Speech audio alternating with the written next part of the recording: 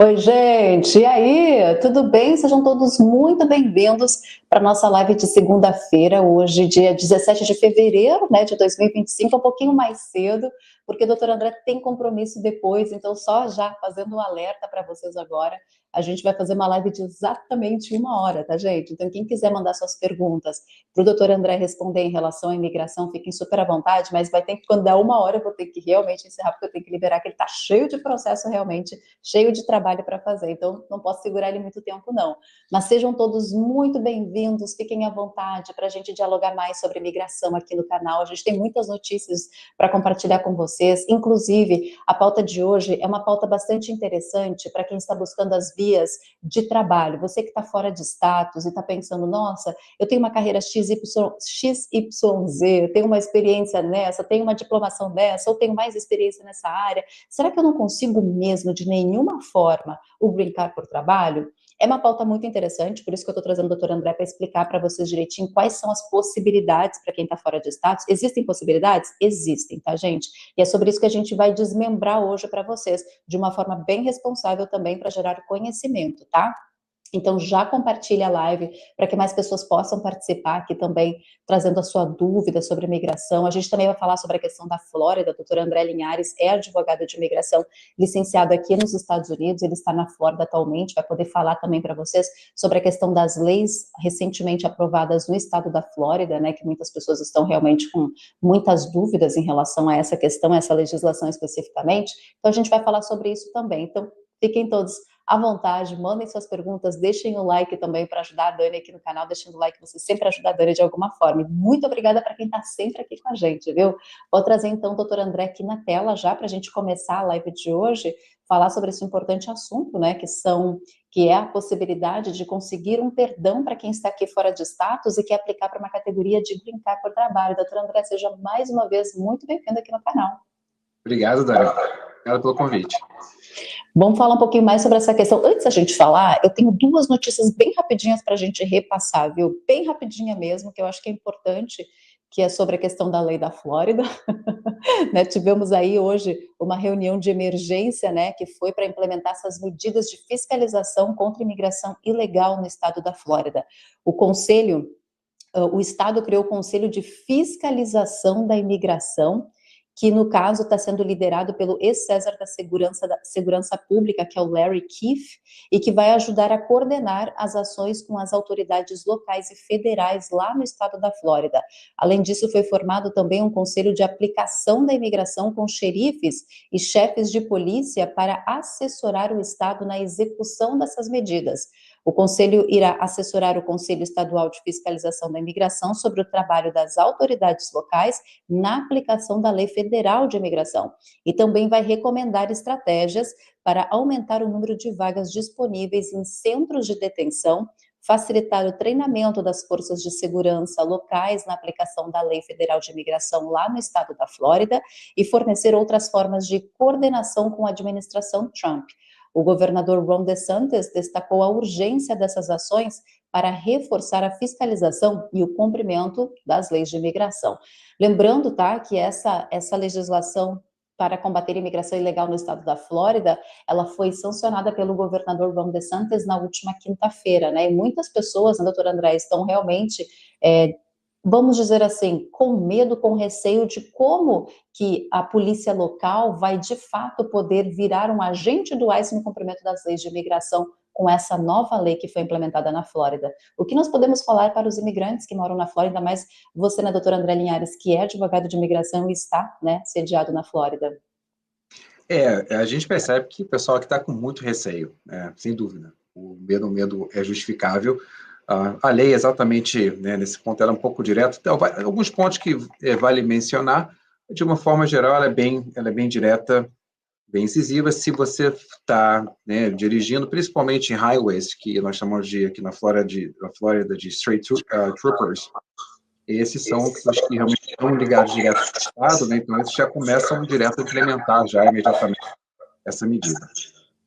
Então, se você for parado, por qualquer motivo, né, você poderá realmente sofrer daí uma investigação um pouco mais a fundo, né, do seu status imigratório, tá? Seja por qualquer motivo que você for parado, tá? Você está você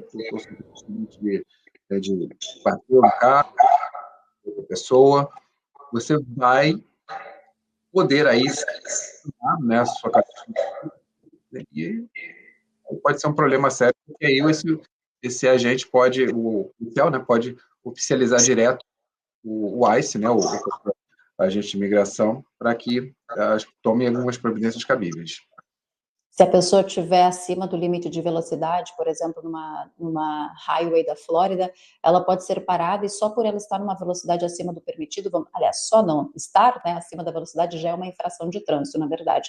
Mas essa infração de trânsito pode levar ela a uma deportação, neste caso. Como que a polícia vai atuar? Ou você acredita que, neste caso, se o imigrante estiver cometendo uma infração de trânsito, como dirigir acima da velocidade ou sem carteira, por exemplo, se essa pessoa de fato encarará uma deportação, ou os oficiais, a polícia local vai amenizar ainda nessas questões, procurando somente imigrantes daqui a pouco criminosos mesmo, né, que têm antecedentes criminais? Eu não acho que vai amenizar absolutamente nada. Eu acho que essa questão só de procurar imigrantes criminosos foi uma tática usada no início, agora, janeiro, do governo Trump, né, para praticamente acalmar o restante da população de imigrantes, né, mas eu acho que, sinceramente, vai ser para todos a cara aos imigrantes que estão sem documentos irregulares, legais, seja lá conforme queira se denominar, será daqueles que são criminosos aos que também não são. Então, como você colocou muito bem, o que acontece? Você está dirigindo, você está limite de velocidade 60, você está a 100. Só um exemplo, né? Você parado pela polícia, a polícia vai pedir só o que a polícia faz em qualquer lugar dos Estados Unidos? Vai pedir sua carteira de habilitação, sua documentação do carro. Se essa tua carteira de habilitação tiver vencida, se for na Flórida, ou se for de algum outro estado, alguma coisa assim, isso vai ser verificado. Se for comprovado ali naquele momento que você está sem, né, uma suspeita, digamos assim, maior que você está sem status, esse policial vai poder entrar em contato direto com a Polícia Federal, que é o ICE, no caso, né, para que haja uma investigação um pouco mais profunda, se houver. Isso você pode ser detido e levado ao processo de deportação a partir dali mesmo. Claro, vai depender do seu caso. Enfim, tem várias variantes aí, mas você já pode dali ir direto, ser detido diretamente, sim. Muitas pessoas questionam, mas Dani, essa lei especificamente da Flórida, né, que foi sancionada recentemente, ela não visa somente esses imigrantes que entraram de forma irregular, sem uma inspeção, por exemplo, pela fronteira dos Estados Unidos, ela também vai chegar a quem entrou, né, com visto válido e acabou ficando fora de status. Eles vão ter o mesmo peso, neste caso, na hora de deter este imigrante, ou eles vão realmente focar mais em quem não consegue comprovar o status válido porque entrou pela fronteira, por exemplo? Essa é uma questão bastante interessante, né? Dani, a lei vai pegar todo mundo, porque a lei mesmo ela não discrimina quem entrou pelo México, quem entrou com visto de turista e fez o overstay nos Estados Unidos. Ela não tem essa distinção. Então, se você for pego, seja você que entrou pelo México, se você for pego porque você está aqui há 5 anos com seu visa overstay, tá? Pode ser ali que, claro, vai depender do policial, obviamente, né? Pode ser avaliado ali, analisado o seu status migratório, e você pode, sim, sofrer um processo de deportação, sim. É uma questão bastante delicada, né, porque a gente está falando de leis que foram sancionadas recentemente, ainda mais no topo de tudo isso, as deportações que vêm acontecendo, né, e nós também estamos vendo aí que eles estão soltando alguns imigrantes que estão sendo detidos justamente porque eles não têm espaço nesses centros de detenção especificamente para segurar, mas também, ao mesmo tempo, esses imigrantes que muitas vezes não tinham nem carta de deportação, a partir do momento que eles são detidos, eles começam a encarar um procedimento de remoção também. Então, tudo isso é preocupante também, de certa forma. Exatamente, Dani. Você tocou um ponto muito, muito importante. Não é porque eles não estão deportando todo mundo imediatamente, porque, como você colocou bem, alguns estão sendo liberados, que isso vai acontecer com você, que de repente, eventualmente, vai ser detido. Então, cautela, precaução, ande no limite de velocidade, não batem no carro de ninguém, né? Evitem ao máximo. Caso ainda mais complexo, tipo dirigir bêbado, gente, pelo amor de Deus. Obviamente, isso aí nem antes, agora piorou, né? Claro, você não era nem antes, eu aconselhava nem agora, mas todo cuidado nesse momento, para quem está, né, nessa situação legal, é pouco, né, cara? Porque, claro, se você for parado, você pode sofrer esse tipo de de Já está investigação. acontecendo, doutor André? Você já presenciou algum imigrante em alguma situação desde que a lei entrou em vigor, na quinta-feira? Não, eu não Não. tive nenhuma notícia direta, assim, que chegou até a mim, nenhuma notícia direta que alguém já sofreu, não lembro, passou por essa situação. Eu acho que eventualmente vai ocorrer, e o que vai acontecer também é um certo êxodo da Flórida, né, de pessoas que estão aí nessa situação, que vão ter muito medo, porque lembre que se você for detido, né, você vai levado, né, você não tem necessariamente o direito de ir para casa e fazer as malas, enfim. Então, É uma situação bastante preocupante nesse sentido, né? Porque muita gente, por exemplo, diz, nossa, eu não tenho nenhum recorde criminal, por exemplo, será que eu vou entrar nessas deportações especificamente, né? Justamente por não ter recorde criminal? E é tão difícil de explicar porque ao mesmo tempo que a gente sabe que existe o foco, como a gente falou, existem as colaterais, né? As detenções colaterais também que podem acontecer nesse meio tempo.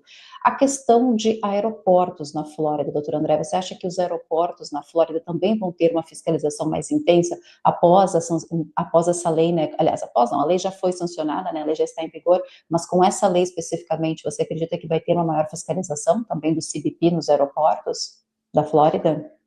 do CBP eu acho que vai ser nos Estados Unidos inteiro, né? Mas da polícia da Flórida não, porque ela não tem jurisdição ali no aeroporto, né? Para fazer esse tipo de inspeção. Mas do CBP, né, do Customs, eu acho que de uma forma geral vai ter e vai continuar tendo, né? Eu acho que, claro, vai depender um pouco de cada estado. Talvez algum local o CBP seja um pouco mais maleável, não, mas eu acho, gente, não contem com a sorte nesse sentido, tá? Então, tome as providências cabíveis antes, tá? Se preparem, porque pode acontecer. É verdade. Bom, a gente tem uma outra notícia que lá em Kansas, no estado do Kansas também, o Bureau of Investigation, que é o QBY, firmou um acordo também com o ICE. Então, eles também vão colaborar na detenção de imigrantes indocumentados com antecedentes criminais lá no estado do Kansas. O anúncio foi feito pelo procurador-geral do estado e ele firmou essa parceria com o Departamento de Segurança Interna dos Estados Unidos. O acordo vai permitir que os agentes recebam treinamento do ICE para prender imigrantes indocumentados, executar mandados e emitir detenções imigratórias com base com base na Lei de Imigração e Nacionalidade. O procurador-geral também destacou que o objetivo é deportar criminosos perigosos e membros de gangue que atualmente estão liberados nas ruas. Eles também afirmaram que o acordo não vai alterar as prioridades de investigação da agência, mas vai agilizar a justiça em caso de crimes violentos, crimes contra crianças e também tráfico de drogas. O Kansas é o segundo estado a firmar esse tipo de parceria, seguindo o exemplo do Texas. Texas também está com agentes nesse sentido. Enfim, vários estados aí estreitando a questão de imigração, né, doutora André, aqui nos Estados Unidos. Vários estados. Pois é, esses estados fizeram um sistema de cooperação, a Flórida passou uma lei, tá? Então é ainda um peso ainda maior.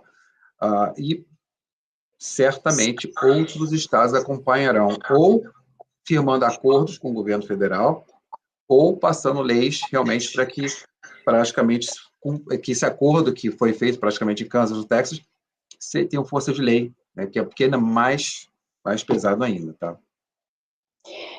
Bom, vamos falar então, doutor André, já que a gente está falando de leis de imigração, as pessoas realmente estão preocupadas, tem uma grande parcela de imigrantes que estão fora de status aqui nos Estados Unidos, buscando também uma forma de se regularizar. Muitos querem buscar regularização através dos vistos de trabalho, seja um EB2MW, ou um EB2 regular, ou até mesmo um EB3, nas várias categorias de EB3, né? Neste caso especificamente, existe uma forma desses imigrantes que estão fora de status conseguirem um perdão e conseguirem aplicar para o Green Card sem ter o parente qualificador que a gente sempre fala, né, que é o cônjuge cidadão americano e os pais cidadãos americanos também, existe alguma forma de conseguir reverter a situação de fora de status, overstay desses imigrantes que são qualificados daqui a pouco para um Green Card por trabalho? Tem algumas soluções, sim. Primeiro, para quem está com quem fez o overstay, tá? Então, para quem entrou pelo México, por exemplo, essa solução não se aplica. Para quem tem um overstay, né, entrou com visto turista, está fora de status, ou seja, pode fazer mudança de status, existe uma possibilidade, em alguns casos, uma possibilidade legal que é muito conhecida é o EB2NW, que é eu vou falar um pouco depois que não é nada simples, tá, gente? Mas é uma possibilidade. Então, estamos falando aqui de possibilidade, não dizendo que é o caminho fácil, tá? Deixar isso bem claro. Tá? Mas é uma possibilidade jurídica, porque existe, sim, na lei waiver, um dispositivo que chama-se National Interest, que é o interesse nacional. Então, o governo americano pode fornecer um waiver com base no interesse nacional, que é o N2, que é o E2NW. Então, digamos que você esteja sem status, você entra com a EB2NW, você tem uma aprovação da EB2NW, ou seja, então o governo americano está dizendo que, olha, governo, desculpa, olha, imigrante, você é de interesse nacional porque eu aprovei o teu 140. Então, você pode correr atrás depois de um waiver e conseguir um waiver, porque fica muito mais, entre aspas, muito mais fácil. Aí dá para realmente conseguir sair e se legalizar dessa forma. É uma forma excelente, mas nada fácil, claro. Deixa eu só fazer uma pergunta para o pessoal. Eu estava usando o microfone, gente. Tá dando igual o retorno? Porque se vocês estão com eco, talvez pode ser o microfone que eu estou usando. Vocês estão? Ficou bom agora? Tá ótimo? Deu certo? Ficou bom agora? Tá, beleza então. Então eu não vou usar meu microfone, tá? Eu tava usando o microfone porque eu achei que ficaria mais fácil. Então eu não vou usar o microfone para a doutora André poder continuar. Desculpa, doutora André. Não, que isso. Não, mas não, é isso mesmo, é exatamente isso. Então, isso é uma possibilidade. Tá? É uma possibilidade, claro, para quem... Veja bem, né, Dani, nós estamos falando aqui de várias questões que são importantes, que não é simplesmente o que, às vezes, muitos aí vendem, tá? Eu sei que tem as consultorias da vida, às vezes, estão vendendo esses sonhos. Não, você faça isso, pague não sei quanto, 40 mil, sei lá, e você consegue isso. Também não é assim, tá, gente? Mas é um caminho juridicamente viável para uma legalização? É. Agora, não é um caminho simples. Tem que se qualificar para EB2, ser aprovado no EB2, para a gente depois trabalhar caso, só para poder explicar para o pessoal de uma forma bem simples, né? Também essa questão de quem está overstay. Posso trazer alguns exemplos? Que eu gosto de trazer exemplos que eu acho que fica mais fácil para o pessoal entender também. Por exemplo, alguém que é da área de engenharia. Vou dar esse exemplo, né? A pessoa é engenheiro, tem ali seus 10 anos em engenharia, tem a sua diplomação em engenharia, mas veio para os Estados Unidos com visto de turismo e infelizmente acabou ficando fora de status aqui, né? Nesse caso. Mas ele tem ali um perfil maravilhoso, que é elegível para um processo de EB2NW. Ele poderia utilizar todo esse perfil que ele tem para o EB2NW e pedir um perdão, já que a área dele de engenharia é uma área de alta demanda aqui nos Estados Unidos? Poderia sim, desde que ele realmente entre com o processo de EB2, que o EB2 em si não vai ser analisado correto, tá? E que não seja analisado o status dele no momento, é só a qualificação dele. Se ele ou ela, né, tiver a qualificação adequada, tiver uma aprovação pela imigração, né, do formulário que nós chamamos de formulário I-140, esse formulário é aprovado, e aí você tem o EB2NIW, tá, que é o EB2 de interesse nacional. Você pode traçar depois uma estratégia para entrar com o waiver, que também é a base desse waiver, é de interesse nacional. Então, você vai entrar com waiver baseado em que, olha, o governo americano me aprovou, porque o governo americano entende que eu sou de interesse nacional, então estou querendo um waiver com base nesse interesse nacional. Mas como que baseia a comprovação do waiver baseado no interesse nacional para quem está fora de status, neste caso? A pessoa, por exemplo, precisa comprovar para o governo americano, olha, só no ano de 2024, vou dar um exemplo, né? Só no ano de 2024, tantas vagas foram ofertadas para a área de engenharia e não tem demanda suficiente aqui nos Estados Unidos. É possível chegar nesse tipo de justificativa? Estou usando termos bem simples, tá, doutora André, para o pessoal entender Claro. também. Claro, não isso pode ser usado como argumento no EB2, mas também não é um argumento nem muito bom para ser usado, mas não no waiver. O waiver você não precisa nem usar esse argumento, na verdade, se você já tiver um EB2NW aprovado. Então, você já tem um EB2 aprovado, o argumento principal vai ser, olha, governo, você está falando para o mesmo governo, né? Então, governo, você me aprovou, eu sou engenheiro aqui com 20 anos de experiência, tenho livros, tenho não sei o quê, você me aprovou aqui como interesse nacional, agora eu vou pedir um perdão com base nesse interesse nacional. Uhum. Esse perdão, basicamente, a pessoa vai ter que fazer o processo consular, neste caso, após o perdão concedido?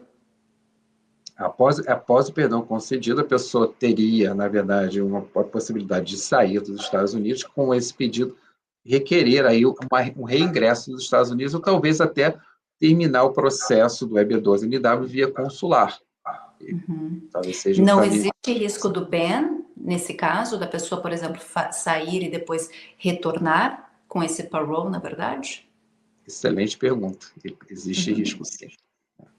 Existe um risco realmente, porque não há, gente, né? Toda entrada e saída, né? Tudo que você faz nesse sentido, não há garantia de entrada absoluta, tá? Você está sempre inspecionado. Então, não há garantia. Há uma propensão de uma aprovação, porque, né, a imigração aqui, a USCIS, aprovou o seu pedido de perdão. Cabe ao agente consular entender que esse perdão é válido, é cabível, é interessante, e também aprovar o teu pedido. Ele é, agora, sem isso também você não ia conseguir mesmo, né? Porque você teria ficado sem status durante, sei lá, 1, 2, 3 anos, 4, enfim. Ficaria muito mais difícil.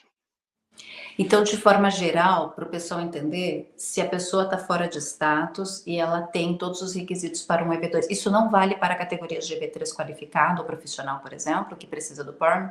Não? Não assim. Não dessa forma. Não vale. Seria outra forma para quem é... A gente pode até falar depois, mas seria outra forma para quem é EB3, por exemplo, qualificado. Que tem, por exemplo, uma oferta de trabalho, vamos dizer assim. A oferta de trabalho seria através do EB3, né? É possível. Então, existe também oferta de trabalho através do EB2 também, viu? Sim, que é o regular, o Advanced Degree. Que é exatamente que é o regular. Mas o EB3 entraria nessa também, entre aspas, quer dizer, desculpa, o EB2 ainda continua sendo interesse nacional. Você pode fazer EB2 interesse nacional com proposta, proposta de emprego. No caso do EB3, falta esse requisito de interesse nacional. Então, a única forma que você poderia, assim, tentar uma legalização, a gente está falando de uma coisa bem extensa, seria, por exemplo, e você sabe, né, já falamos isso na live passada, nessa questão dos asilos, né, que nunca foi muito aconselhável fazer, mas, por exemplo, quem está no processo de asilo está com status pending, né, nesse sentido, por exemplo, eu tive um cliente essa semana que esse cliente entrou com um pedido de asilo dentro de 6 meses de período de turista aqui, né? 6 meses eu entrou com pedido de asilo. Esse cliente, por exemplo, ele está perfeitamente capaz, e está hoje, o status do cliente está pending, o cliente está legal nos Estados Unidos, 100% legal. Pode perfeitamente aplicar para um EB3, não tem problema nenhum. Mas é porque ele entrou com o processo de asilo enquanto ainda tinha status, né? É importante ressaltar isso também. Mesmo que ele entre depois, desde que o asilo tenha status, pode ser, mas aí é uma questão um pouco mais controversa também do que vai dar no asilo, porque o que acontece, Dani? Isso parece ser um paliativo, né? Parece que vai dar certo falando assim, mas é muito difícil dar certo, tá? Porque primeiro você está com processo de asilo, em trânsito. Né? Depois você entra com processo de EB3, tudo bem, legal. Aí você vai fazer o quê? Você vai pedir para cancelar o teu processo de asilo? Você pode até pedir, mas se cancelar o processo de asilo, você vai ter uma NTA, que é uma Notice to Appear. Será que vale a pena você ter essa Notice to Appear ou não? Enfim, aí muitos dizem que não vale a pena, né? É uma questão pacífica. Também, se você não tiver, você vai seguir com o processo inteiro até o final, e aí? Né? Então, quer dizer, isso você tem um EB3 em trâmite. Então, assim, é muito... Na teoria, existe uma possibilidade, na prática é muito difícil, tá? Muito difícil. O EB2NW, sem dúvida, na prática, é muito mais viável. É mais viável em função do waiver pelo interesse nacional mesmo, né? Porque no caso do EB3 não teria essa questão. Mas, por exemplo, trazendo alguns exemplos, motorista profissional de caminhão, ele não entraria no EB2NW, né? Mas ele poderia entrar num EB3 qualificado, por exemplo. Ele poderia, né, acrescentar, dizer que existe uma demanda muito grande de logística mesmo, né, que é supply chain aqui nos Estados Unidos, e essa demanda, teoricamente, precisa de mais motoristas e muitas vezes não tem motoristas suficientes para isso. Ele poderia utilizar esse argumento aqui nos Estados Unidos, no caso de um EB3 qualificado para motorista de caminhão, a pessoa estando fora de status aqui?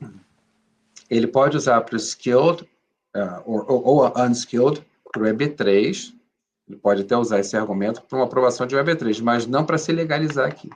Esse argumento não seria um argumento plausível para ele conseguir Então, um waiver. ele teria dificuldades, na verdade, no 485, que é o pedido do Green Card, e não no I-140, no caso. Isso, é. 140 nesses, é B1, é B2, é B3, a dificuldade dele, se o agente não for lá pesquisar, né, não for lá catucar, não teria essa dificuldade. O problema está no 4 e 5, por isso que a gente sempre fala, né, Dani? É muito importante as pessoas entenderem que, eles falam, olha, se você está aqui, não trabalha, você está aplicando a B2, está com status de estudante, não trabalha. Se você trabalhar, você tem, poxa, não tem jeito de trabalhar. Não trabalha. Se você trabalhar, você pode ocorrer que você tenha a aprovação de um EB2, ou EB3, ou EB1, e ter o teu 485 negado. Ainda mais agora, né? Então, eu ia dizer, ainda mais agora, na situação que a gente está. Mas, de forma geral, para quem está fora de status e vai buscar o EB2NW, vai que a pessoa está realmente dentro da área de interesse nacional e vai buscar um EB2NW já estando fora de status aqui. Você teve casos recentes de clientes que conseguiram o parole, foram, saíram e voltaram sem nenhum tipo de problema? não, eu tenho caso que nós já temos casos recentes com aprovação dos 140, e nós estamos com waiver pendente, né? A gente acredita que vai ter aprovação do waiver, mas o ciclo ainda não se completou. Não tive caso. Que é O longo ciclo mesmo. é muito longo. Tá? Estamos falando de um ciclo longo, e aí depois esse cliente vai ter que ter coragem de sair,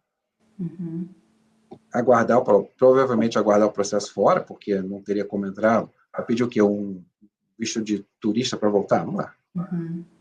Qual visto vai pedir? Vai pedir o Green.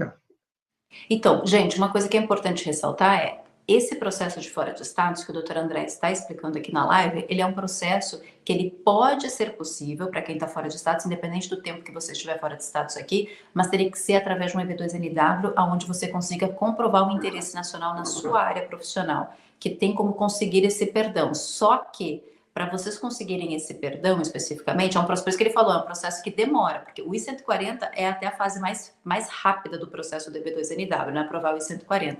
Agora, as demais fases que são as mais complexas mesmo.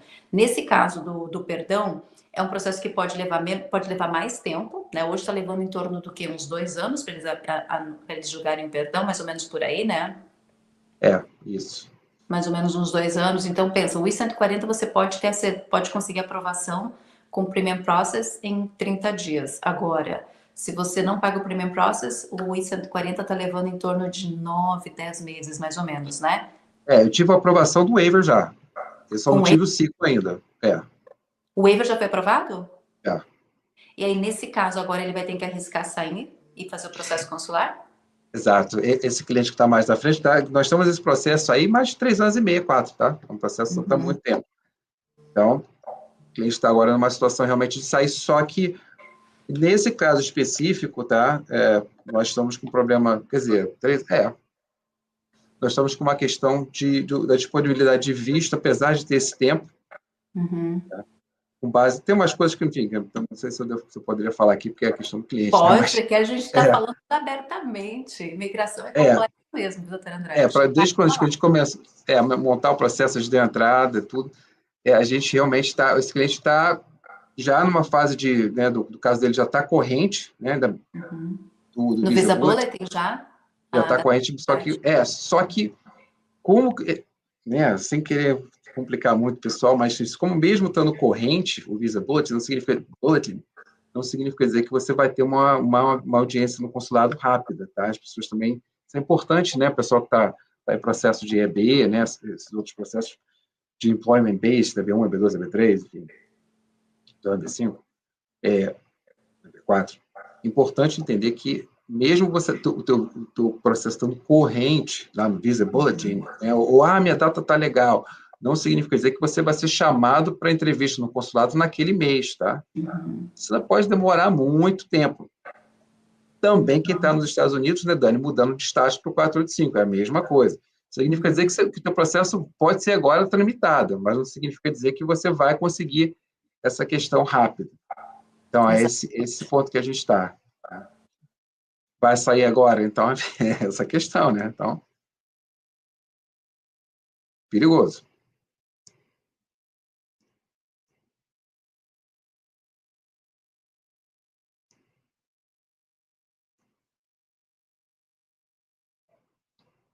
Dani?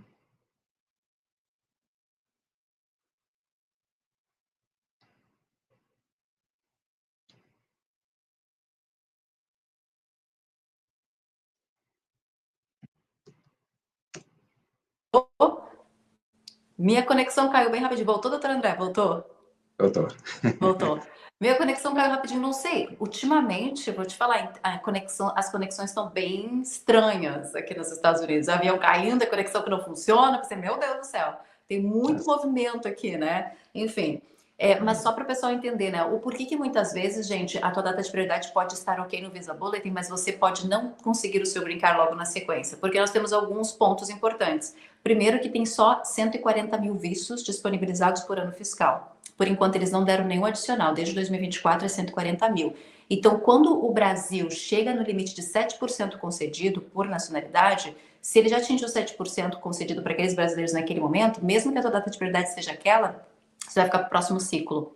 Então, por isso que pode demorar mais para você conseguir agendar sua entrevista no NVC, por exemplo, pode demorar mais para você conseguir receber o seu green card na sua casa se você estiver num ajuste de status. Porque além do limite numérico, nós ainda temos esse cap de 7% por nacionalidades também. E tem muitos brasileiros aplicando para processos por EB2NW, por EB3 também. Então, isso pode acarretar mais atrasos também para que você possa receber, né, o seu green card especificamente. E no topo disso também, a gente tem que ressaltar que ultimamente, agora inclusive com essa nova ordem executiva do Trump, que foi assinada no dia 20 de janeiro, que é a One Voice for Americans Foreign Relations.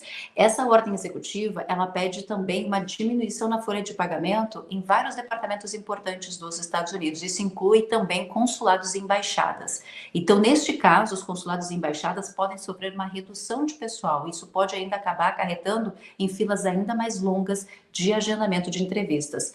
Também vale ressaltar que a questão de demissões em departamentos importantes vem acontecendo também aqui nos Estados Unidos, tá? Departamentos como o FEMA, o IRS, que é a Receita Federal Americana, o Departamento de Segurança Interna, e nós já tivemos também demissões em Service Centers de imigração, que é o Nebraska, Vermont, Califórnia, que são os centros que fazem o julgamento dos processos imigratórios. Seja green card por trabalho, green card por família, visto T, visto U, processos de asilo de forma geral, entre outros processos. Então, tem vários service centers que já estão sofrendo também com impacto de demissões. Então, isso pode refletir também numa demora no julgamento dos processos imigratórios e também numa demora nos agendamentos consulares de entrevistas para quem está buscando vistos temporários e vistos também permanentes, que são os EBs, EB1, EB2, EB3, enfim, EB4. Então, só para vocês entenderem o porquê que muitas vezes essa demora acaba sendo muito maior do que quando a sua data de prioridade está ok lá no Visa Bulletin, né? Tem todos esses Dani, fatores que a gente tem que mencionar. vale a pena, assim, hoje mesmo eu tive uma mensagem de um cliente meu que está no Canadá, estava mostrando a quantidade de neve lá. Esse cliente, esse cliente foi um cliente que ele começou praticamente B2NW, praticamente Covid, pós-Covid, aprovação também. Para vocês terem uma ideia, a gente conseguiu entrevista, acabou de pegar o green card agora, né? Agora é para poder, ele e a família, né, vão poder vir para os Estados Unidos. Então, só para vocês verem a questão temporal, tá? Esse cliente foi aprovado na B2NW já, acho que foi recente, eu sei, 2001, acho, mais ou menos assim. Bem, e agora esse cliente está podendo, porque é o atraso, exatamente como você mencionou muito bem, atraso no consulado, né? Então, essas coisas, né, ele está no Canadá, então está um pouco mais demorado. Então, só para vocês entenderem que isso está ocorrendo, tá? Então, tem que ter um pouco de paciência mesmo, mas para quem está nos Estados Unidos e quem quer vir para cá, vale a pena, Dani, ainda vale a pena. Mas então, só para a gente explicar melhor para a galera que está fora de status, que quer buscar a forma do EB2NW, né, porque tem aí uma área de interesse nacional, é importante ressaltar, gente, que existe o risco, sim, porque você vai fazer o processo consular, você já não tem mais o status aqui nos Estados Unidos, você vai pedir um waiver para esse tempo, você não vai usar um parente qualificador. O waiver, como o doutor André explicou, ele vai ser baseado em cima do interesse nacional, não do parente qualificador, mas o risco existe, porque você vai ter que passar por um processo consular para depois poder voltar, que é o que a grande maioria analisa muito bem antes de fazer esse processo. É uma possibilidade, mas não é uma garantia, né, doutor André? Acho que é importante ressaltar isso. Exato, não garantia, infelizmente na imigração nada é garantido. Nada é garantido. Para quem quer buscar o EB13 e está fora de status, aí, como o doutor André falou, já é um pouco mais complexo, né? Com o EB3 já é diferente, porque você não vai ter o pedido do perdão por interesse nacional. Então, para conseguir justificar essa imigração, pode ser mais complexo nesse sentido. Então, talvez nestes casos, o ideal seria o parente qualificador, que daí seria o pai, pai ou mãe, cidadão americano ou cônjuge cidadão americano, né, doutor André? Isso aí, verdade. Posso trazer EB3. um exemplo? Não sei se daqui a pouco a gente pode falar sobre isso, mas, por exemplo, tem várias pessoas que são casadas com cidadãos americanos e os cidadãos americanos não querem aplicar para o Green Card por casamento, seja porque a pessoa não tem uma renda suficiente para aplicar, né? Porque tem que ter a renda lá do cidadão americano ou do sponsor, neste caso, ou muitas vezes porque a pessoa, sei lá, por qualquer motivo não quer. Eu sei porque eu estou recebendo várias mensagens assim. Sou casada com cidadão americano até hoje, 5 anos, não quer entrar no documento. Ou está sempre me ameaçando com a questão do documento. Sempre a pessoa fica naquela situação, né? Neste caso, ela sendo casada, e se vamos supor que o cidadão americano ou cidadã americana casado com aquele imigrante não quer entrar com brincar por casamento, mas ela tem a possibilidade de daqui a pouco buscar um EB3 ou até mesmo um EB2, Advanced Degree, alguma coisa nesse sentido, usando esse cônjuge parente qualificador. Poderia ser assim? Se caso o Usar, cônjuge não quiser aplicar para o Green Card por casamento, no caso? usar o EB3 através, não entendi, desculpa, através do No casamento? caso, a pessoa é casada com um cidadão americano, parente qualificador. Esse cidadão americano não quer aplicar para o Green Card por casamento, talvez por talvez N motivos. Mas a pessoa quer se legalizar, ela não aguenta mais ficar na espera do Green Card por casamento que não sai com esse cidadão que ela é casada. E ela quer usar esse parente qualificador, que é o cidadão americano, como o perdão para um processo de trabalho, por exemplo. Sim, sim. Bom, se a pessoa foi inspecionada, né, também passou pelo curso, é uma questão possível, né, porém, não é tão simples conseguir assim, né, porque mesmo assim essa pessoa está sem possibilidade de fazer qualquer mudança, porque essa pessoa já está sem status aqui, né? Então, é difícil. Tendo um EB3 aprovado, pode até ser possível, sim, tá? Pode ser sim, Dali. Mas, assim, é uma situação bem complexa, porque, né, você está casado com uma cidadã, um cidadão americano, e tem que dar a volta ao mundo para conseguir o green card. Uhum. E está acontecendo, tem muitas pessoas que estão realmente Sim. comentando sobre isso, que o cidadão americano não quer aplicar para o Green Card, fica segurando, talvez, sei lá, por medo, sei lá, qualquer coisa nesse sentido, e a pessoa fica refém, porque ela quer se legalizar, não quer ficar nessa situação de irregularidade, né? E muitas vezes não consegue em função disso, então quer buscar uma outra opção, daqui a pouco um Green Card por trabalho, né, que ela possa usar o parente qualificador para o perdão, que é o cidadão americano. Eu tive um caso semelhante, até há pouco tempo foi resolvido. A gente tinha era um casal muito novo, eles não tinham qualificação, eles não tinham ninguém, não tinha qualificação financeira para conseguir o sponsor 864, impressionante, eles realmente não tinham nada, né? E a gente acabou partindo exatamente para o EB3 mesmo, que foi exatamente mais ou menos essa situação, mas no caso deles não foi porque esse caso aí foi cidadão americano, não queria, mas sim porque não tinha como mesmo, eles não tinham como, mas se você não querer realmente conversa com seu cônjuge para te, né? Poxa, está casado, as pessoas falar que não É complicado, mas acontece, né? A gente está vendo muitas situações nesse sentido. Mesma coisa o EB4, né? O Brincar pela Igreja. Tem muita gente que está fora de status e quer aplicar para o EB4 através da igreja. E muitas vezes estar fora de status acaba complicando. Tem como usar algum tipo de waiver nessa situação para casos de igreja? tem. Esses waivers, né, como você mencionou muito bem, né, todos eles são waivers legais, tá? Ele não é só aplicado à situação X ou YZ, né? Tem uma lista de vários waivers, né? A questão do parentesco, como você mencionou muito bem, pais, cônjuge, tem waivers por questões de saúde, tem waivers por questões de interesse nacional. Então, tem uma lista, na verdade, de vários waivers que são possíveis. Waivers, pessoal, é perdão, né? Uhum. E esse perdão pode ser aplicado em qualquer pedido, desde que haja uma qualificação para que você peça esse waiver. O único que a gente mencionou aqui no início da nossa live, que realmente é bem único, é esse waiver do interesse nacional, que ele é bem associado ao EB2, né? Não é que ele tenha sido feito por EB2, claro, mas é um waiver que, né, pode ser usado até em outras questões, outras situações, porém, ele tem muito a ver com o EB2, porque o EB2 é também de interesse nacional. Uhum. Mas no caso das igrejas, qual seria o tipo de waiver que poderia ser utilizado? depende da situação da pessoa, né?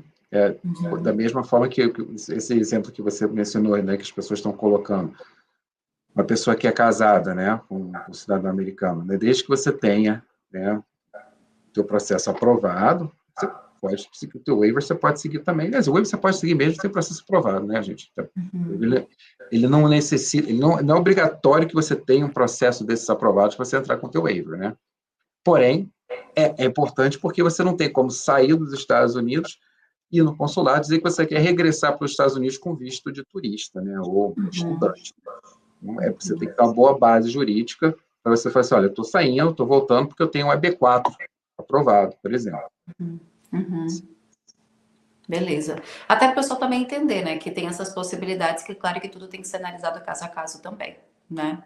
Eu vou abrir espaço, gente, para as dúvidas, porque como eu falei no início da live, para quem perdeu, o doutor Andrés vai poder ficar 1 hora com a gente hoje, então eu não quero extrapolar o tempo dele também, quero poder também responder o máximo de perguntas que vocês possuem aqui, tá bom? Então quem tiver perguntas de imigração, quiser fazer para o doutor Andrés sobre a pauta de hoje ou outras questões envolvendo imigração, fica super à vontade também. Inclusive a gente falou sobre a lei da Flórida bem no iniciozinho da live, se alguém perdeu, depois só volta para assistir um pouco do que a gente comentou sobre as leis que foram, a lei que foi aprovada recentemente lá no estado da Flórida em relação à imigração, tá? Que a gente também comentou um pouquinho.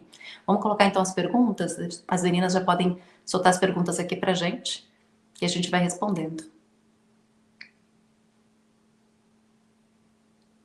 O Bernardo Cria mandou um superchat. Obrigada, Bernardo. Olá, Dani. Quem entrou com visto de turista, ficou fora de status e entrou com pedido de asilo, como fica? Entrou como turista, ficou fora de status e entrou com pedido de asilo, como fica? Nesses casos, doutor André, o correto é esperar o processo de asilo ser julgado? Nesses casos? Nesse caso aí, ele vai depender muito da situação dele, né? Eu acho que cada caso é um caso. Você tem a possibilidade, ou como nós falamos até na live anterior, né? Você pode pedir o cancelamento do seu pedido, mas vai trigger, né, uma notice to appear, né, na verdade, um NTA vai automaticamente, então você vai ter que, né, praticamente comparecer, né, e justificar porque você, enfim, pediu para cancelar o processo.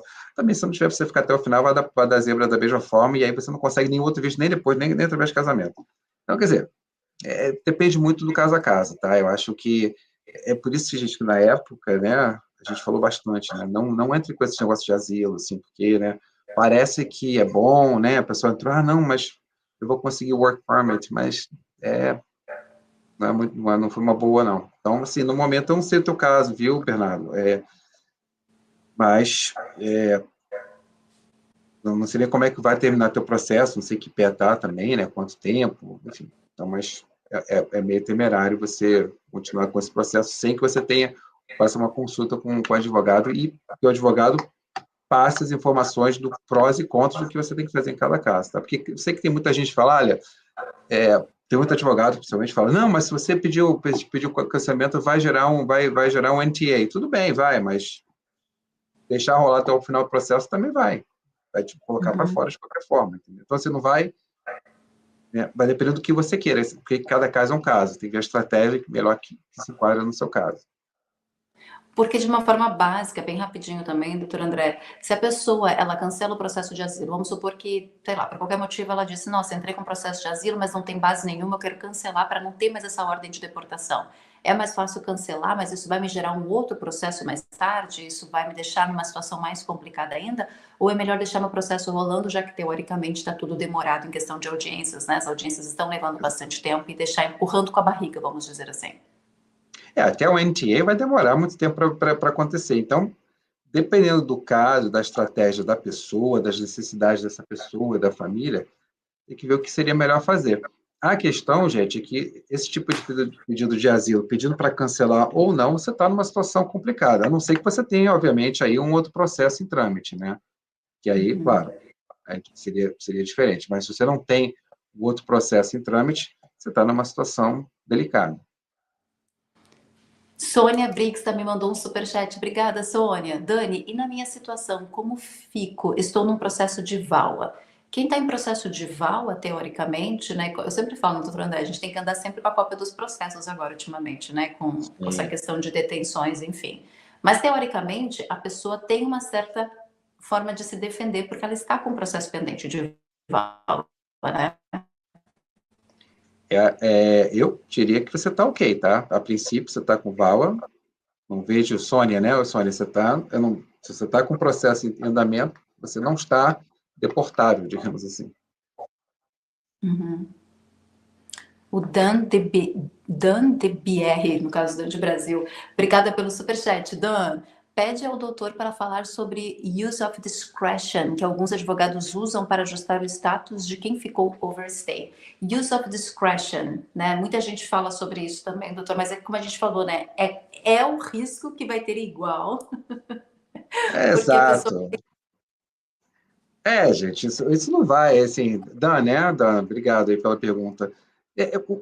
Você cai na mesma situação, né? O use of discretion, ainda mais agora, né?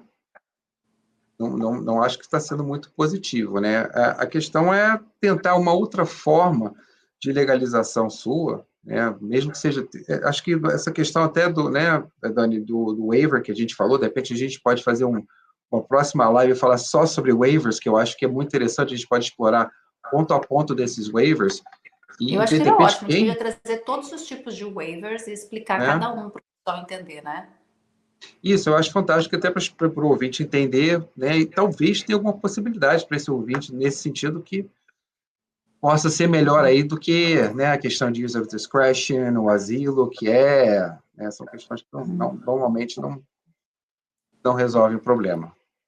A gente pode trazer, Dan, numa próxima live com o doutor André, a gente pode trazer todos os tipos de waiver, inclusive falando sobre os riscos de cada um, que eu acho que vai ficar até mais fácil vocês entenderem também e ver qual waiver pode ou não qualificar para vocês. Vocês, claro, vão ter que fazer a consulta com o advogado de imigração para identificar isso para o caso de vocês. Mas acho que seria interessante. Mas tem que ter bastante cuidado, tá? Com use of discretion também. Bastante cuidado. Também, seja discreto para usar o discretion, Ah. que não é isso? O Moretti também mandou um superchat, Moretti. A pergunta do Moretti é: turista, troquei para F1, EB3 Unskilled, aplicado em dezembro de 2024, recente, na verdade. Após qual etapa do processo posso parar de estudar? Após o I-140 aprovado, posso fazer Uber ou Amazon ou só posso trabalhar para o sponsor? Meu Deus, menino, vamos com calma. Moretti. Bom, primeiro Moratti, parar de legal. estudar. Quando? Menino, se eu disser para você, vai demorar até parar para estudar ainda. Isso, Moratti, eu gostei da sua pergunta, o Moratti foi bem, foi direto, né, pegou tudo ali, conseguiu, né, compiled de uma forma legal. Não, primeiro, Moratti, não para de estudar até o teu 485 estar aprovado, tá? Então, você vai ter que ficar estudando até o final do teu ciclo, tá? Mesmo com o 140 aprovado. Gente, o 140 aprovado não é green card, tá? Você não está com o green card aprovado ainda, então não pense, pois estou com o 140 aprovado, vou parar de fazer tudo. Não pare, você vai ter que seguir até o final. Depois que o 485 for aprovado, aí você pode fazer o quê? Pode parar. Então, nesse caso aqui, fazer Uber ou Amazon não é correto, porque você estaria violando o seu status de F1. Se você está violando o seu status de F1, e se lá na frente, quando você entrar no processo de 485 for detectado isso, você não vai ter o seu 485 aprovado. Então, não pode, eu não aconselho fazer Uber ou Amazon sem que você tenha a tua possibilidade de work permit, né? Se você está com work permit, beleza, senão... César Gomide, obrigada pelo superchat, César. Entrei pelo ESTA, Portugal, estou fora de status há 7 anos. Vou me casar com cidadã americana. Tenho que pedir o perdão? Quais os formulários tenho que preencher? 485, I-13765, I-100... Bom, isso tudo é o combo, na verdade. Viu, César? É o combo. Procedimento padrão. Isso aí, todos esses, César, todos esses formulários aí, e a princípio não, a princípio você pediu perdão não, tá? Assim, você vai ter um scrutiny talvez um pouco mais acentuado, mas a princípio você não precisa pedir o perdão não. Diogo Murias, obrigada pelo superchat, Diogo. Entrei com este e fiquei fora de status, tenho um filho americano. Quando ele fizer 21 anos, ele pode aplicar o Green Card para mim? Pode. Ele entrou com este, está fora de status atualmente. Pode. A questão tem 2 tipos que também, né, aí vale, né, no próximo live a gente vai falar mais em detalhes sobre isso, mas vale lembrar que o waiver, que casamento, né, as pessoas acham, casei, estou, né, 10 anos legal, casei, me legalizei. Por quê? existe um waiver legal. É um waiver, na verdade. É um waiver jurídico. É um waiver que a lei já estipula. E também, outra possibilidade é pais, né, de cidadão americano, que também pode se legalizar mesmo estando ilegal. Então, você pode se legalizar sim. Perfeito. Próxima pergunta. Cláudia Martins, obrigada pelo superchat. Cláudia, Dani, tem uma cirurgia estética dia 7 de março. Já olhei e não reembolsável, depois dia 7 de maio já não podemos viajar sem Real ID. É arriscado pegar esse voo para Miami? Estou fora de status, vim de visto. O que você acha, doutor André? É bem arriscado. É dia 7 de março, né? Mas Cláudia, 7 de março ali não entrou em vigor. Oi? No caso, eu acho que ela está falando mais pela questão da Flórida, né? Pelas leis da Flórida que foram sancionadas recentemente. Acho que esse é o receio dela. O receio dela é ir por ela estar fora de estado, é ir para a Flórida e acabar sendo detida, né? Com esse novo esforço de combate à imigração ilegal no estado da Flórida. Acho que mais o receio dela é esse, porque teoricamente depois do dia 7 de maio, né? Não vai mais poder viajar com Real ID. Desculpa, eu vi agora, você tem dia 7 de março, né? Assim, então, a princípio, olha, Cláudia, o risco você corre, claro, mas você ainda não precisa comprovar o Real ID, porque ainda não está em vigor ainda, né? Então, se você bater uma agora dia 7 de março, está próximo, você pode viajar ainda sem comprovar, né, mas tenta usar Uber, né, para cima e para baixo, né, viu? Você não mora pelo que eu vi, você não mora na Flórida ou não mora em Miami mesmo, né? Então, não, gente, Uber para cima e para baixo, tá? Nada de dirigir. Nada de dirigir. Receio é esse, gente. Não tem como a gente saber como que eles vão de fato. A lei recentemente foi sancionada, a gente ainda não sabe na prática como de fato eles vão, né, deter imigrantes ou analisar quais são os crimes que de fato eles vão parar um imigrante, que eles vão acabar detendo. Mas lembra, né? Todo cuidado é pouco, ainda mais nesse momento de deportações, né, que estão acontecendo no país inteiro. O Rodrigo também mandou um superchat. Obrigada, Rodrigo. Boa noite, Dani. Meu visto T, eu apliquei ano passado em agosto. Quanto tempo leva a resposta? Visto T, tá? Não é um processo rápido, gente. Puxa, olha, eu agora de cabeça não lembro do tempo que eu tenho, alguns anos, viu? Tem alguns aninhos. Pelo menos. Eu vou vendo aqui, enquanto eu vou vendo o tempo, pelo menos o tempo médio, não vou dizer que é o tempo certo, mas o Isso. tempo médio eu posso dar uma olhadinha aqui e passar para você, tá, Rodrigo? Mas enquanto isso, vamos só rodar as Obrigado, Dani. perguntinhas e eu já trago a pergunta dela para o Rodrigo. Patrick Portela, obrigada pelo superchat, Patrick. 20 anos na América, apelei meu caso, mas o Departamento de Segurança Interna não entregou o briefing. Junho de 2022, Departamento de Segurança Interna briefing status, briefing schedule has expired and no DHS brief was received. Apelação pode granted meu caso? Olha, Patrick, eu não entendi exatamente que processo foi esse, que apelação foi essa, foi apelação mesmo, se foi motion, foi apelação para o Board of Immigration, realmente não sei que trata o teu caso. Eu não sei se é isso, mas eu imagino que como ele está 20 anos aqui, ele podia estar em procedimento de remoção e deve ter tentado um cancelamento da remoção. Acredito que deve ser isso. Mas, Patrick, se não for, coloca aqui na live também para ajudar a doutora André Linhares a responder. Mas ele colocou DHS, Department of Homeland Security, não entregou o briefing de 2022, não sei. Se ele estava em processo de removal proceeding, acho que não seria. Aí seria o Departamento Executivo de Revisões da Imigração, nesse caso, né? Exato, seria já direto o juiz, né? Seria nem...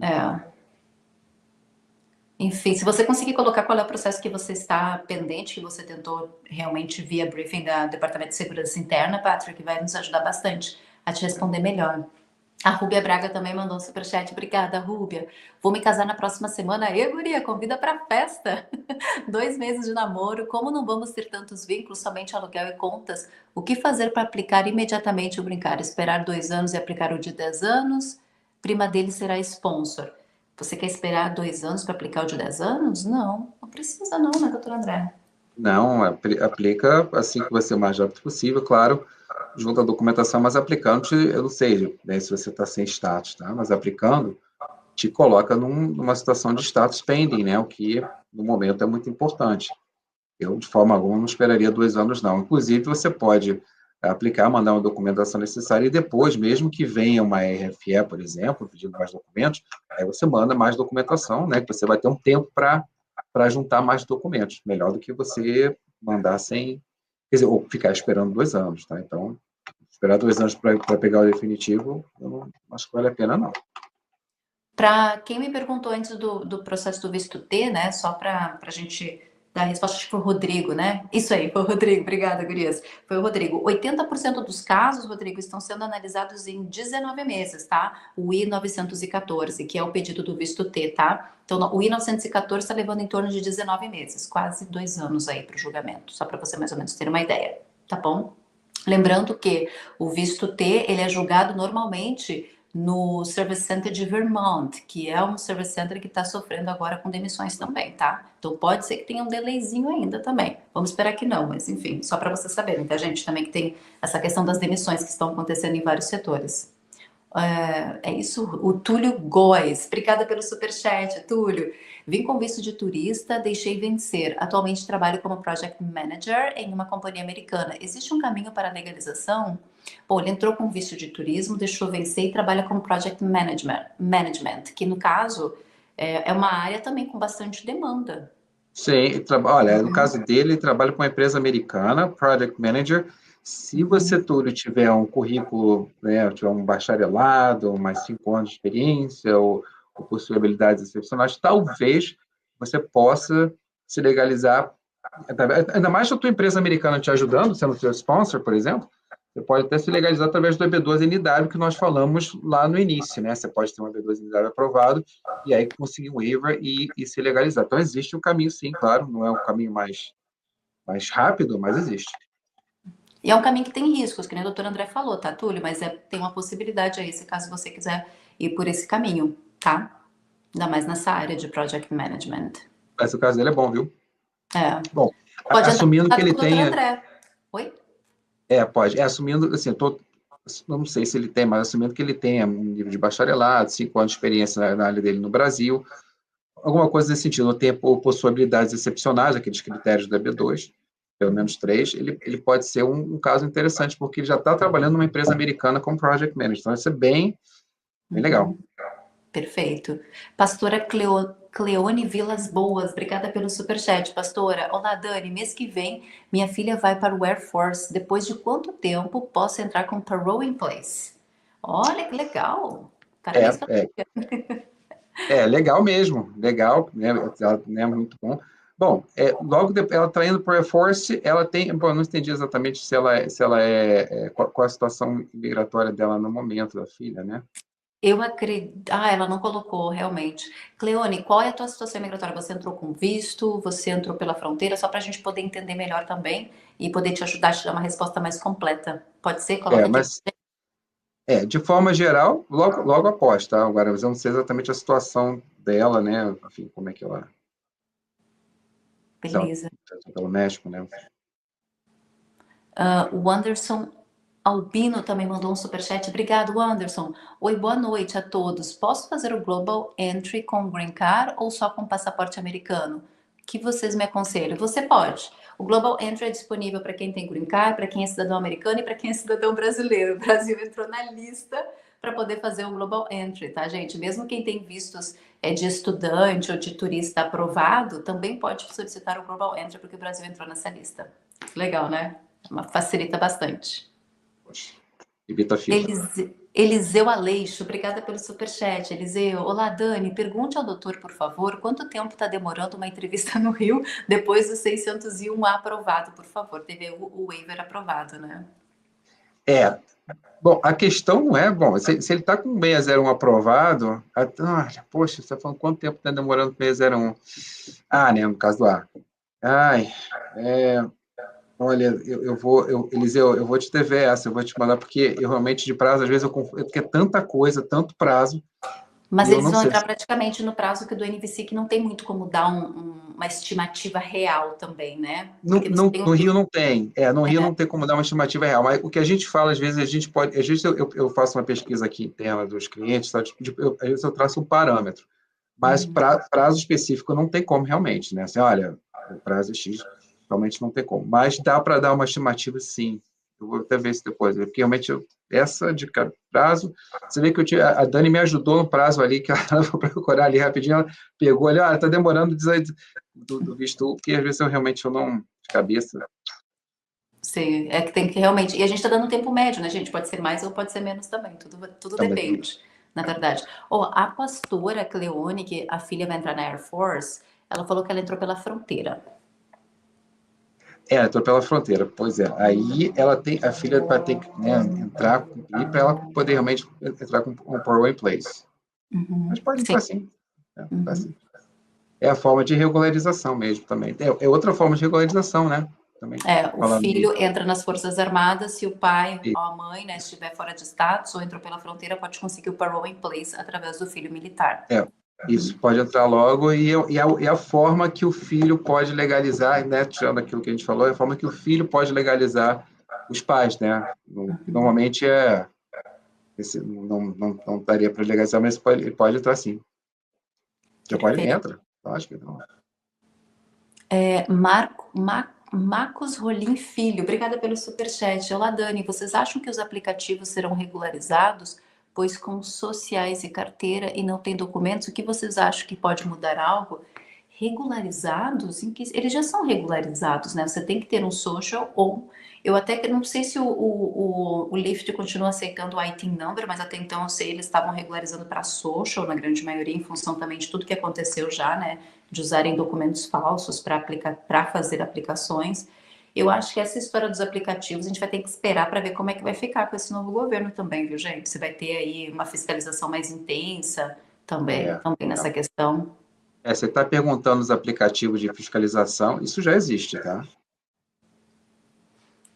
Application, Alexandre, Estados Unidos, obrigada pelo superchat. Application for asylum and for withholding of removal. Advogado disse para entrar com o processo porque tem uma empresa com interesse em ajudar com EB, na área de construção. Vim como turista e fiquei há 6 anos atrás. Sobre a Application for asylum and for withholding of removal também. Sim. É aquele caso mais ou menos semelhante como nós falamos, né, no início, Alexandre. Estou entendendo que esse EB que você está entrando com EB3, tá? Vou assumir aqui, né? A princípio, parece que você falou área de construção. E você está com Asylum, então você está com processo pending, você está entrando com outro processo que pode ser lá na frente que dê certo ou não, mas tudo vai depender da questão de tempo, quanto tempo o seu asilo for julgado também, né? O teu EB, principalmente agora no EB, né? Que está demorando muito tempo, né? Então, é mais provável que você tenha um pedido de asilo julgado antes, que você pode até pedir um stay of removal, né? Que é mais ou menos que ele falou com o hold of removal com o EB3, e ele fica um EB3 mais... enfim, não é tiro e queda, não, tá? Mas tem que seguir, segue, desculpa, firme e forte, Alexandre, porque no momento você vai ter que trabalhar com o tempo também. Tempo, às vezes, imigração, ele pode ser teu amigo ou teu inimigo, né? É verdade, é verdade. A Chloe também mandou um superchat, obrigada, viu, Chloe? Entrou com visto e fica overstay, abriu empresa de construção há 8 anos, sem bacharelado e tem 2 filhos cidadãos. Alguma forma de legalizar? Nesse caso, pelo que eu vejo, não sei, né, doutora André, se você tiver uma outra opção, mas eu acho que quando os filhos, né, atingirem a maioridade de 21 anos. Essa com certeza, né? O problema é ela aguardar aí mais, que 12 anos, né? Isso que é um tempo, né?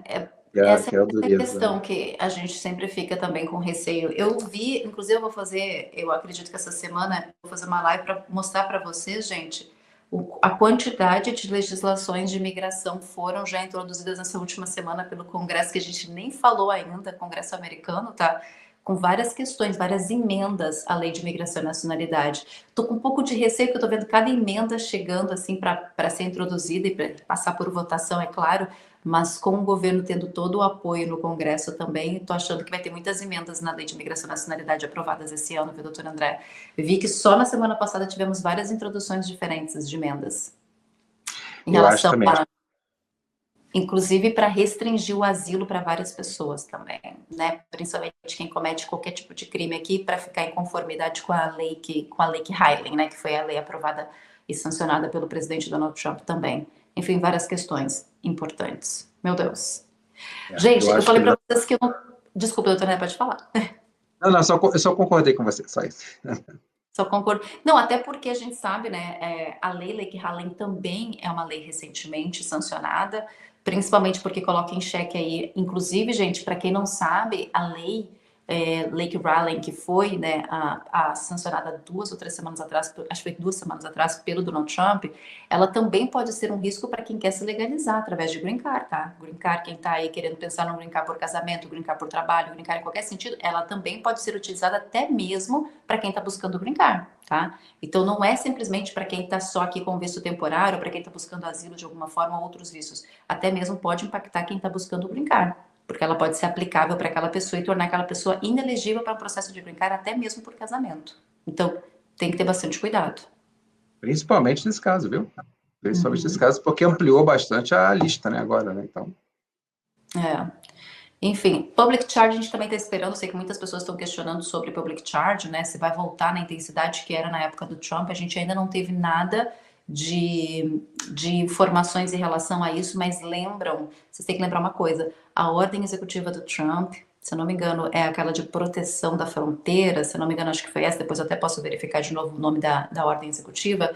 Ela estabelece que o Departamento de Segurança Interna e o Departamento de Imigração estabeleçam novos critérios através dos vistos, programas de vistos estipulados em até 60 dias. Então, se a gente for pensar, 60 dias vai acabar no dia 20 de março. Então, provavelmente, nós vamos ter mudanças na questão imigratória a partir do dia 20 de março, quando eles voltarem com essas novas, vamos dizer, correções em relação a programas humanitários, questões de asilo, entre outros suportes também. Então, provavelmente no final de março nós vamos ter muitas mudanças, tá, em relação à imigração, porque eles vão vir com todas essas questões. Isso se não vir antes também, né? Porque eles têm 60 dias.